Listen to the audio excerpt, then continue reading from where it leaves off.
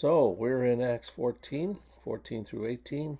I got this issue that they think Barnabas and Paul are Greek gods, and referencing back to their paganism.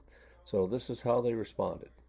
But when the apostles Barnabas and Paul heard of it, they tore their garments and rushed out in the crowd, crying out. They did this to show that they were human. They did it out of instinctively Jewish reaction to blasphemy. For Paul and Barnabas, it wasn't just inconvenient they were called gods; it was blasphemy. Men, what are you doing these things? Why are you doing these things? We are also men, and like nature with you, and we bring you good news that you should turn from these vain things to the living God and make who made heaven and earth and the sea and all that is in them. These were strong words from Paul to the people who took their pagan worship seriously. But Paul wasn't afraid to confront this mob with the truth. The truth was that their idolatry was wrong, and they had to turn from it. Turn is the same message in Acts 3:19. That is, turn away from something and toward someone. Repentance and return, converted, these are all in that same family.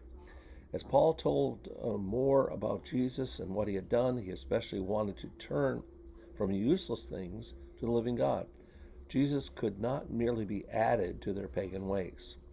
Paul called the people of Lystra to consider the one real true God, the one who stands behind all creation.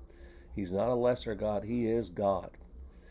Verse 16, in the past generations he allowed all nations to walk in their own ways, yet did not leave himself without witness.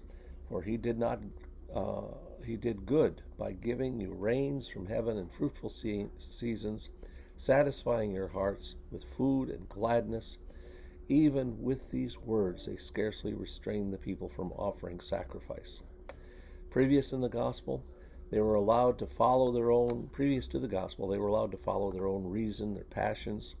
They needed a redeemer, and even the Jews did what was right in their own eyes. But according to Galatians 4:4, when the fullness of time had come, God sent forth his Son, born of a woman, born under the law, to redeem those under the law, that we might receive adoption as sons.